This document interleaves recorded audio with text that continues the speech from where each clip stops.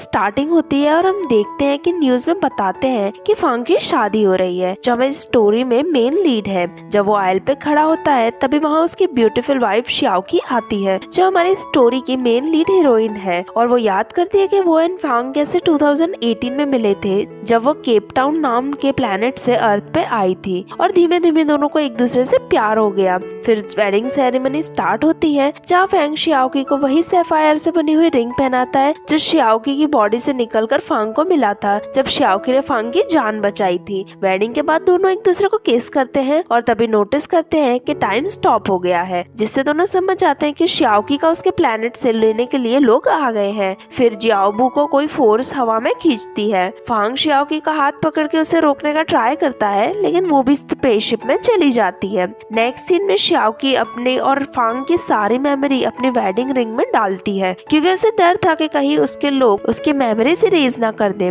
ये सब जियाओबू भी नोटिस करती है। दूसरी तरफ केप टाउन प्लेनेट के सभी लोग डिसाइड कर रहे थे कि अब श्याओकी के साथ क्या किया जाए। तभी एक आदमी सजेस्ट करता है कि हमें श्याओकी को फिर से अर्थ पर भेजना चाहिए और फैंग ने जो हार्मोन एलिमेंट डेवलप किया है उसके बारे में पता करना चाहिए, क्योंकि वो हमारे प्लेनेट के फ्यूचर के लिए डेंजरस साबित हो सकता है, जिसके लिए सभी अग्री होते हैं। फिर वो आदमी जाकर रियल में श्याओकी की सारी मेमोरीज इरेज कर देता है और उसके माइंड में ऐसी मेमोरी डालता है कि फांग भले ही लॉफुली उसका हस्बैंड है, लेकिन वो उसके और उसके प्लेनेट के लिए एक एनिमी है। लेकिन यहाँ वो ऐसा भी इंडिकेट करता है कि वो ये सब कुछ श्याओकी को प्रोटेक्ट करने के लिए कर रहा है। साथ ही वो जियोबू को भी एक ब्यूटीफुल वुमेन बना देता है, जिससे वो भी बहुत सरप्राइज थी। फिर जियोबू और श्याओकी स्पेसशिप में थे और अर्थ की तरफ जा रहे थे, जहाँ श्याओकी भी जियोबू को ऐसे देख के सरप्राइज थी। वहीं वो कहती है कि वो फांग को हेट करती है। जियोबू से पूछती है कि तुमने हाथ में ये रिंग क्यों पहनी है, तो वो कहती है कि ये हार्मोन कलेक्टर है। जियोबू का कंसर्न था कि श्याओकी खुद को हार्मोन से रेजिस्ट कैसे करेगी, तो वो कहती है कि उसके पास उसके लिए एक स्पेशल वेपन है।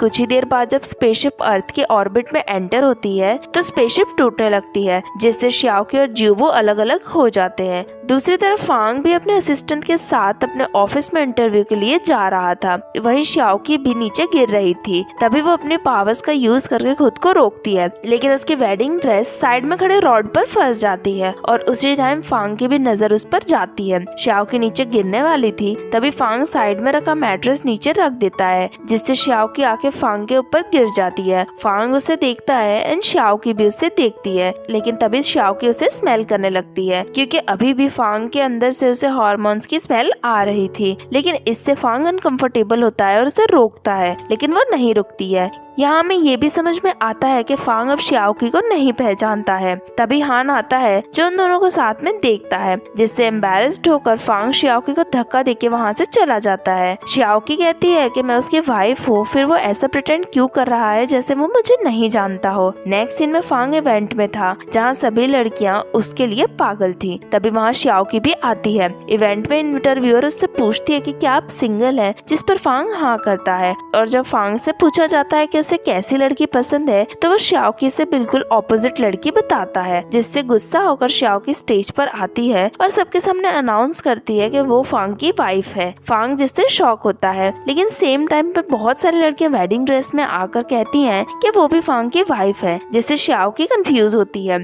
फांग हांग से श्याओकी को कंट्रोल करने को कहता है। जब हान श्याओकी को कंट्रोल कर रहा था तो वो इरिटेट होकर टाइम को स्टॉप कर देती है, लेकिन फांग नहीं रुकता है और सबको स्टॉप देखकर वो कंफ्यूज होता है। श्याओकी उसके पास आती है और हार्मोन कलेक्ट करने के लिए उसे टच करती है। तभी वो देखती है कि फांग मूव कर सकता है और वो भी शॉक होती है। जब फांग पीछे देखता है तो वो वहाँ से गायब हो जाती है। दूसरी तरफ फांग की स्टेप मदर होंग इस चीज से नाराज थी कि उसे सीईओ बना दिया गया है। तभी उसे अपने बेटे ली का कॉल आता है, जो कहता है कि वो अपने दोस्तों के साथ स्टारबक आया है, लेकिन रियल में पता चलता है कि वो एयरपोर्ट पे है और वो फाइनली घर आ रहा है। सेम एयरपोर्ट पे हम देखते हैं कि जियाओबो सो रही है। तभी दो पुलिस ऑफिसर्स उसके पास आते हैं और उसे उठाते हैं। जियाओबो उठती है और अपने सिस्टम में चेक करती है कि वो कौन है, जहाँ उसे पता चलता है कि अगर उसके पास दिखाने के लिए आईडी नहीं होगी तो पुलिस उसे जेल जेल में डाल देगी, जिससे डर के वो वहाँ से भागने लगती है। तभी हम देखते हैं कि साइड में ली खड़ा है, जहाँ पे ली देखता है कि पुलिस भाग के आ रही है। ली को लगता है कि पुलिस उसे पकड़ने आ रही है, जिससे वो भी भागने लगता है। भागते भागते वो एक जगह जाके छुपता है जहाँ पे जियाबो ऑलरेडी छुपी हुई थी। यहाँ उसे समझ में आता है कि पुलिस दरअसल उसके नहीं बल्कि जियोबो के पीछे पड़ी हुई है। फिर जब पुलिस पास में आती है तो दोनों साथ में भागते हैं और एक जगह जाके छुप जाते हैं। यहाँ जियोबो ली के बहुत ही क्लोज थी, जिससे उसे भी उसके हार्मोन्स फील हो रहे थे और वो खुद को कंट्रोल नहीं कर पा रही थी। जब ली बाहर पुलिस चेक करने जाता है तो जियोबो वापस से एक टर्टल में कन्वर्ट हो जाती है। ली देखता है तो वहाँ उसे जियोबो दिखाई नहीं देती है, लेकिन टर्टल दिखाई देता है, जिससे वो उस टर्टल को उठा लेता है और कंफ्यूज होता है। दूसरी तरफ हम देखते हैं कि श्याओ की फैंग के घर में आई है हार्मोन्स के बारे में ज्यादा पता करने के लिए। वो अपनी पावर्स का यूज करके सब जगह हार्मोन एलिमेंट्स ढूंढती है, लेकिन उसे कहीं भी नहीं मिलता। सेम टाइम पे हम देखते हैं कि फैंग भी अपने घर आ रहा है, जिससे डर कर श्याओ के कर्टन्स के पीछे छुप जाती है। जब फैंग घर में आता है तो वो सबसे पहले कर्टन्स ओपन करता है, जिससे श्याओ की बचते बचाते उसके कबर्ड में जाके छुप जाती है, लेकिन वहाँ उसे हार्मोन्स की बहुत ही स्ट्रॉन्ग स्मेल आती है। तभी वो देखती है कि फांग अपने कपड़े चेंज कर रहा है, जिससे वो उसकी तरफ अट्रैक्टेड फील करती है। जब फांग नहाने जाता है तो उसे और भी ज्यादा हार्मोन की स्मेल आती है, इसीलिए वो साइड में खड़ी खड़ी ये सब देखती है। लेकिन फिर उसे याद आता है कि वो यहाँ पे मिशन पे आई है और वो बाहर जाकर फिर से एलिमेंट्स फाइंड करने लगती है, लेकिन उसे कहीं पे भी एलिमेंट्स नहीं मिलते हैं। तभी फांग आता है, जिससे वो छुप जाती है। फांग जब आकर अपने बेड पे सो जाता है, उसके बाद भी श्याओ की हर जगह एलिमेंट्स ढूंढ रही थी। जब वो बेड पर एलिमेंट्स ढूंढने आती है तो फांग उसे अपने पास पकड़ लेता है और सो जाता है। श्याओ की उसे हटाने का ट्राई करती है, लेकिन वो नहीं हटता है। फाइनली श्याओ की भी उसके साथ सो जाती है। नेक्स्ट मॉर्निंग जब फांग की आँख खुलती है तो वो देखता है कि उसके पास में श्याओ की सो रही है, जो उसे टच कर रही है। ये देखकर फांग बहुत ही ज्यादा शॉक होता है और श्याओ की को नीचे गिरा देता है और उससे पूछता है कि वो कौन है और यहाँ क्या कर रही है। श्याओ की खुद को इंट्रोड्यूस करती है, लेकिन फांग अभी भी कंफ्यूज था। फांग उससे पूछता है कि तुम मेरे घर में कैसे आ गई। श्याओ की उससे गुस्सा होती है और कहती है कि तुमने मेरे सारा सामान घर से फेंक दिया और तुम ऐसा प्रिटेंड करते हो जैसे तुम अकेले रह रहे हो और तुम मुझे जानते भी नहीं हो, तुम बहुत ही अजीब हो। उसकी ऐसी बातों से फांग और भी ज्यादा कंफ्यूज होता है। उसके बाद वो उससे एलिमेंट मांगती है। वो कहता है कि मैं पुलिस को कॉल करता हूँ और बताता हूँ कि तुम मेरे घर में बिना बताए घुस आई हो। वो कहती है कि पुलिस कुछ नहीं कर पाएगी क्योंकि हम दोनों हस्बैंड एंड वाइफ हैं, और वहाँ से गुस्सा होकर चली जाती है, जिससे फांग और भी ज्यादा कंफ्यूज होता है। जब वो बाहर जाती है तो उससे बाहर जियाबो मिलती है। वो जियाबो को उठाती है, जहाँ जियाबो बताती है कि स्पेसशिप क्रैश होने की वजह से उसके सिस्टम में कुछ प्रॉब्लम्स हो गई है और वो वापस से ह्यूमन फॉर्म में नहीं आ पा रही है। जहाँ पे जियाबो ये भी बताती है कि उसके सिस्टम में कुछ प्रॉब्लम है और आज की डेट भी 2018 की दिखाई जा रही है। तो श्याओ की उसे समझाती है कि डेट 2021 की होगी, क्योंकि वो एंड फांग 2018 में मिले थे। लेकिन जब दोनों बाहर जाते हैं तो देखते हैं कि ये रियल में 2018 है, यानी अभी तक फांग एंड श्याओ की नहीं मिले हैं। जब उनकी स्पेसशिप ऑर्बिट से टच हुई थी और क्रैश हो गई थी तो गलती से श्याओ की 2021 की जगह 2018 में लैंड हो गई थी, इसीलिए वो एंड फांग अभी तक नहीं मिले हैं और इसीलिए फांग उसे अभी तक पहचान नहीं पा रहा है। वो इन सब चीजों से बहुत ही ज्यादा कंफ्यूज होती है।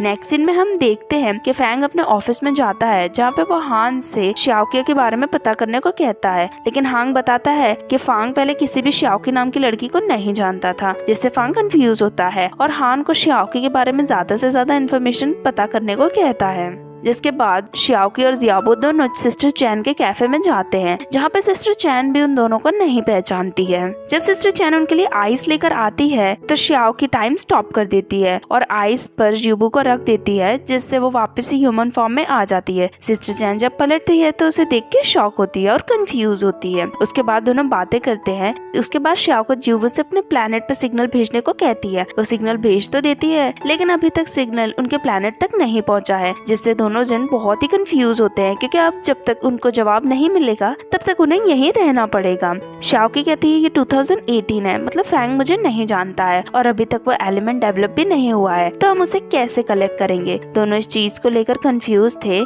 तभी जियाबू की नजर जाती है कि शियाओकी के रिंग में थोड़ा सा हार्मोन एलिमेंट आ चुका है, जिससे वो बहुत ही ज्यादा शॉक होती है। तभी शियाओकी याद करती है कि ये तब आया होगा जब वो इस फैंग के क्लोज गई, क्योंकि वो ही एक ऐसा आदमी है जिसके वो क्लोज गई है जब से वो अर्थ पे आई है। उसके बाद वो डिसाइड करती है कि वो और भी ज्यादा एलिमेंट कलेक्ट करने का ट्राई करेगी, जिससे वो और लड़कों के पास जाती है और वियर्ड हरकतें करके एलिमेंट कलेक्ट करने का ट्राई करती है, लेकिन वो एलिमेंट कलेक्ट नहीं कर पाती है। सिस्टर चान उन दोनों पर गुस्सा होती है क्योंकि उनकी वजह से कोई भी कस्टमर्स वहाँ नहीं आ रहे थे। उसके बाद जब वो उन्हें टी के लिए पे करने को बोलती है तो उनके पास पैसे नहीं थे, जिससे वो दोनों को किचन में ले जाती है और बर्तन क्लीन करवाती है, जहाँ दोनों बातें करते हैं और डिसाइड करते हैं कि शियाओकी को वापस से फैंग के पास जाना चाहिए और हार्मोन्स कलेक्ट करने चाहिए। जिसके बाद सिस्टर शान जैसे ही वहाँ आती है, दोनों वहाँ से गायब हो जाते हैं, जिससे वो बेहोश हो जाती है। दोनों फिर पार्किंग लॉट में पहुँचते हैं, जहाँ पर शियाओकी फांग को ढूंढती है। फांग जब उसके पास आता है तो शियाओकी वियर्ड हरकतें करके उसके पास से हार्मोन्स लेने का ट्राई करती है, लेकिन इस बार वो हार्मोन्स कलेक्ट नहीं कर पाती है और फांग भी उसकी वियर्ड हरकतें देख के वहाँ से आगे बढ़ता है। शियाओकी कंफ्यूज होती है,